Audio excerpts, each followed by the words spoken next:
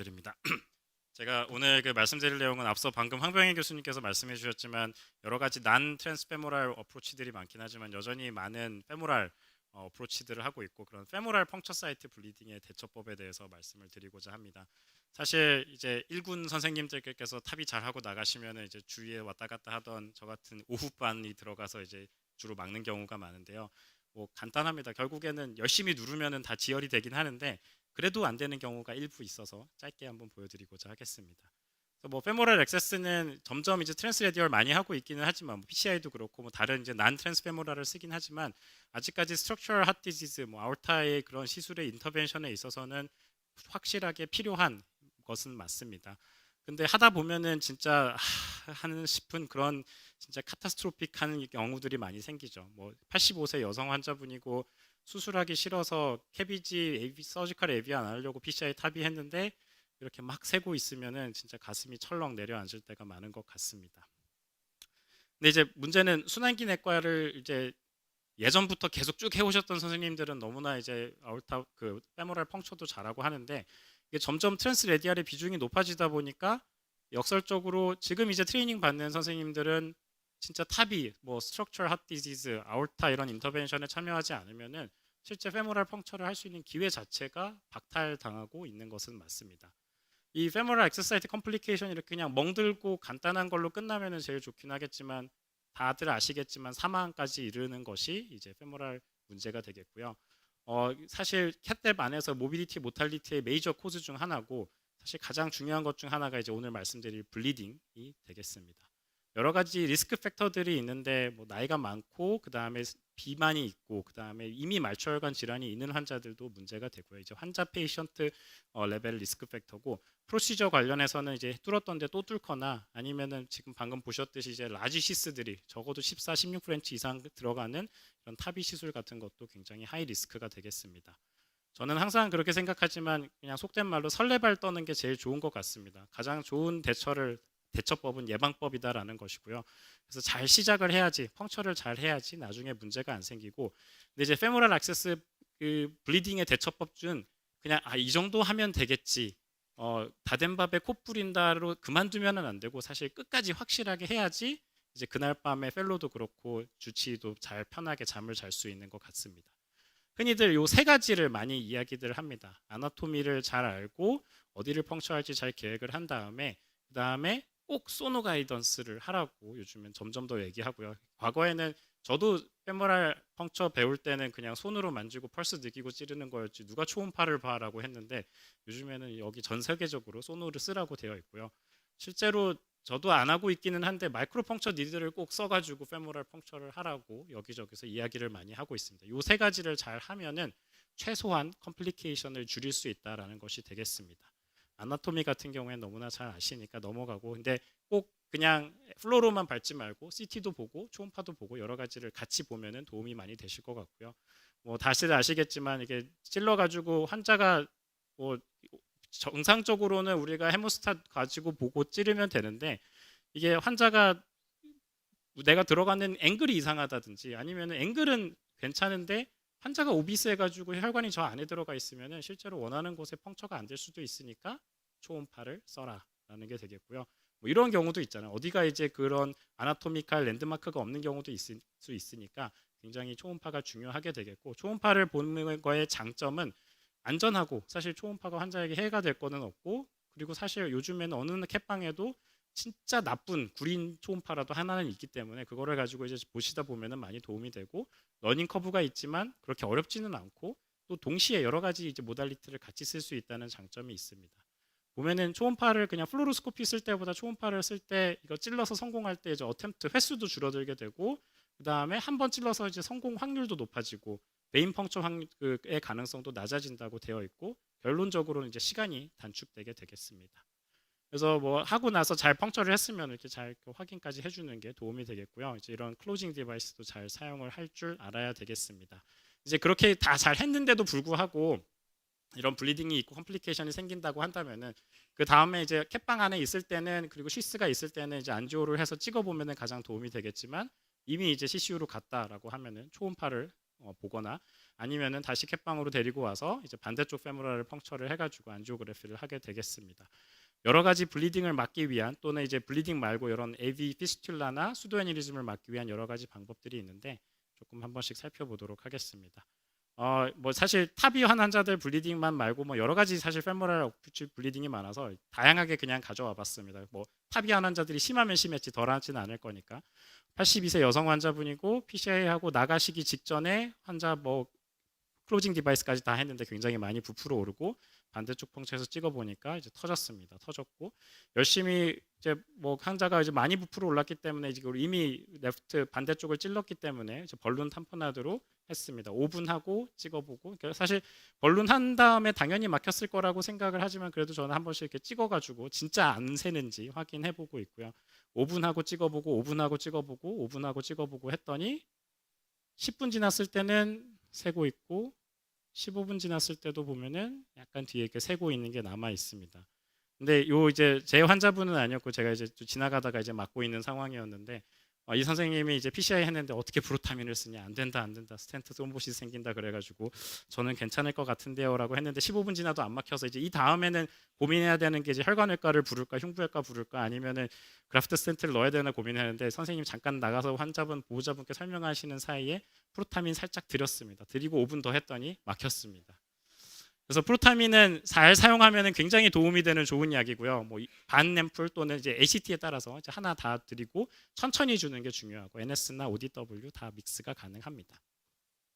스텐트 트롬보시스 이거 이제 전국진 선생님께서 발표하신 내용인데요. 한 160여 명의 환자에서 PCI 하고 나서 페모랄로 하고 그 다음에 프로타민 바로 줘도 스텐트 트롬보시스 이런 거 안 생긴다. 그리고 오히려 프로타민 준 군에서 여러 가지 헤마토마나 이제 여러 아웃컴들에 있어서 문제가 없다라는 것을 밝힌 바가 있어서 조금 그냥 저는 잘 씁니다. 그래서 다음에 이제 타비한 환자고 70세 여자 환자고 70세인데 이렇게 타비까지 했었던 이유는 DM-ESRD에 넌 캔서로 수술한 병력도 있고요. 이젝션 프랙션도 낮았습니다. 어떻게 해서든지 수술을 안 하려고 타비를 했는데 타비는 굉장히 잘 됐는데 하고 나서 또 레프트 페모럴 어프로치를 했는데 막 새고 있습니다. 새고 있고 역시나 마찬가지로 이제 풍선을 넣어가지고 이제 잘 맞고 했는데 이거는 30분을 해도 프로타민을 줘도 계속해서 이제 새고 있습니다. 제가 이제 새는 영상은 안 가지고 왔는데 그래서 어쩔 수 없이 이 환자 같은 경우에 뭐 수술 안 하고 마취 안 하려고 이렇게 한 거였는데 그래서 그냥 스텐트를 넣었습니다. 그래프트 스텐트를 넣었고 이제 중요한 거는 아무 그래프트 스텐트나 넣으면 되는 건 아니고요. 이렇게 잘 막혀 있는 것은 확인을 했고 이런 셀프 익스펜더블 슬렌트와 벌룬 익스펜더블 슬렌트가 있는데 벌룬 익스펜더블 슬렌트 같은 경우에는 풍선으로 이렇게 넓혀서 유지가 되는데 거기 밖에서 사실 우리가 그래프트 스텐트 넣고 끝이 아니라 거기 밖에서 또 누르는데 누르면은 문제가 생기는 경우들이 실제 있습니다. 그래서 가능하면은 꼭 넣어야 된다면은 셀프 익스펜더블 스텐트를 넣고 국내에서는 코베라, 바야반 이런 것들이 이제 어베일러블 합니다.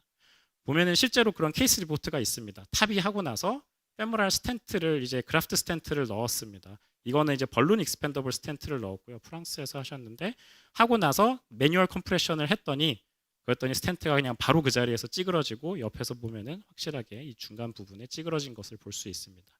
그러면 벌룬 그 셀프 익스펜더블이라고 다 괜찮냐? 그렇지는 않습니다. 셀프 익스펜더블도 이게 조인트 부분이다 보니까 오래되면은 이 스트럿과 스트럿 사이가 이제 이겨지면서 그 머티리얼이 찢어지는 경우들이 있어가지고 사실 가능하면은 그냥 그래프트 스텐트 없이 해결하는 게 가장 좋은 방법이고요. 재밌는 연구 결과가 있는데 이 아마 독일 센터였던 것 같습니다. 싱글 센터고 좀 예전 연구이긴 한데 407명의 싱글 센터에서 트랜스페모럴 타비한 환자들을 하고 나서 블리딩이 있거나 다이섹션 어클루전이 있으면은 그냥 바로 그래프트 스텐트를 넣고 그냥 마이너 블리딩 정도면은 잠깐 한 5분 정도 눌러보고 그래도 블리딩 지속된다 그러면은 중간 과정 없이 바로 그래프트 스텐트 넣고 그러니까 프라이머리 루틴한 엔도베스큘러 그래프트 스텐트 치료를 하고서 아웃컴이 어땠는지 한번 봤는데 한 410명 중에서 꽤 많은 환자들 사실 이 정도의 그런 크라이테리어로 넣는다면은 거의 한 25%의 환자들이 그래프트 스텐트를 넣었다고 되어 있고요. 근데 이제 뭐 결론적으로 그냥 아웃컴 자체에는 크게 이상은 없었다. 한 달 뭐 원이어 모탈리티 이상은 없었다고 하는데 과연 그 환자분들이 뭐 얼마나 활발하게 활동을 하고 그다음에 그 그래프트 스텐트의 페이턴시가 어땠는지에 대해서는 결과들은 없긴 합니다. 재미난 건 이제 이 사람들이 그러면서 이제 이런 식으로 액세스 릴레이티드 베스큘러 인저리를 이제 해결하면 좋겠다라고 이제 이런 알고리즘을 이제 논문에 실어놨는데 보면은 이 아래 거는 사실 크게 의미는 없지만 이 위에 거는 제가 생각했을 때 굉장히 중요한 부분이라고 생각을 합니다. 블리딩이 있으면은 오랫동안 매뉴얼 컴프레션을 일단 먼저 하고 프로타민으로 헤파린 안타고나이제이션을 하고 뭐 세컨드 클로징 디바이스는 이미 대부분 시스가 빠진 이후라서 이제 힘들긴 하겠지만 그 다음에 이제 크로스오버 벌룬 어클루전을 해가지고 요 벌룬 어클루전과 프로타민을 하면은 저도 한때는 무지성으로 그래프트 스텐트 넣을 때도 있었는데 최근에는 웬만하면 안 넣으려고 하다 보니까 어떻게 해서든지 다 막히는 거는 막히는 것 같습니다. 안에서 벌룬으로 막 누르고 밖에서 손으로 누르고 동시에 누르면은 대부분 다 막히게 되고요.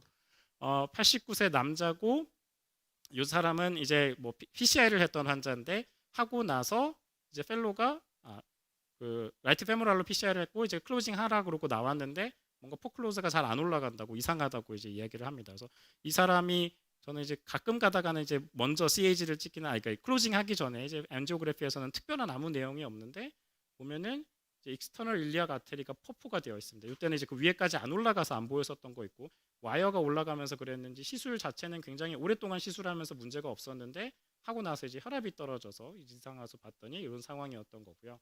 이 환자 같은 경우에도 일단 벌룬으로 막았습니다. 이러면 시스가 이미 시스가 있는 와이어가 있는 상태여서 시스를 다시 넣고 이제 레트로그레이드하게 넣어서 벌룬으로 막았고 15분 정도 막았더니 더 이상 새지 않습니다. 약간 다이섹션이 남아 있는데 이게 이제 레트로그레이드한 다이섹션 플랩이니까 이제 이쪽으로 플로우가 가니까 더 이상 진행하지는 않을 거라고 생각하고 뭐 그리고 한 10분 정도 더 있다가 한 번 더 찍어보고 마무리를 했었고 이런 식으로도 역시 안에서 잘 막아주니까 문제 없이 잘 끝났던 케이스가 있습니다.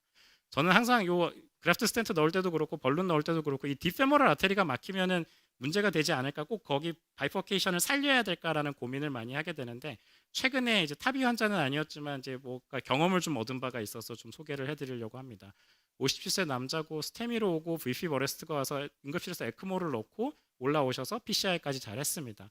에크모 VA는 다 레프트 페모랄에 들어있고 힘들게 이제 펄스는 없지만 라이트 페모랄을 펑처를 해가지고 PCI를 잘 했는데 목요일 제가 당직인데 목요일 오후 시간에 오셔가지고 잘 하고 와 잘했다 진짜 그러고 집에 딱 갔는데 아무 연락이 없었습니다. 밤에 연락은 없었는데 혈압은 55까지 떨어지고 있고 환자는 그 에피까지 달면서 이제 새벽에 갑자기 3시인가 전화가 옵니다. 환자가 이상한데 뭐 그래서 어 일단은 알았다라고 그러고 이제 아침 일찍 가가지고 이제 봤는데 그냥 헤모글로빈이 한 5 정도 되고 누가 봐도 그냥 레트로페리토니얼 헤마토마입니다. 그래서 왜 찍어 보니까 이미 이제 많은 바소 컨스트릭터를 쓰고 있으니까 이제 막 줄줄줄 피가 나고 있는데 혈관들은 굉장히 작은 상태입니다. 일단 어쩔 수 없이 벌룬 넣고 이제 막으니까 이때부터는 신기하게 혈압이 쫙쫙 오릅니다. 아이노트롭 끊을 수 있을 정도로 혈압이 오르는데 문제는 이 환자가 에크모를 하고 있으니까 이거를 벌룬으로 막아서 피가 좀 덜 난다고 해서 멈출 수가 너무 무서웠습니다. 그래서 이 환자 같은 경우에는 여기 이제 셀프 익스펜더블 스텐트를 넣어가지고 했고요. 근데 이제 사진이 좀 퀄리티가 안 좋긴 한데 딥 페모랄이 아까 있었는데 사라졌습니다. 사라져서 환자 매번 에크모도 가지고 있고 이쪽 왼쪽엔 에크모 가지고 있고 오른쪽은 딥 페모랄 날라갔고 맨날 허벅지 괜찮은지 열심히 만져봤는데 3일 뒤에 한번 팔로우업 안지오를 해야 될 그 스테이지 PCR을 해야 돼서 해서 하면서 찍어봤더니 신기하게 그냥 다 살아 있습니다. 그래서 이게 저뿐만이 아니라 다른 선생님들도 좀 경험해 보시는 경우들이 있는 것 같은데 이런 딥페모랄을 실제 막혀 있더라도 시간이 지나면은 다시 회복되는 경우가 많아서 이렇게 이제 블리딩 대처를 하실 때 조금 참고를 하시면 좋겠습니다. 아직 많은 시술에서 페모럴 어프로치를 시행하고 있지만 이제 젊은 인터벤션 카디올로지스트가 경험할 수 있는 기회가 많이 줄어들기 때문에 가능하면은 이제 실제 뭐 시술을 하시면서도 좀 젊은 친구들이 소노도 보고 마이크로 펑처도 써보고 이런 것들을 해보는 게 도움이 될 것 같고 방금 말씀드렸던 요 3가지를 잘 하면은 여러 가지 컴플리케이션을 줄일 수 있을 것 같습니다. 네, 경청해 주셔서 감사합니다.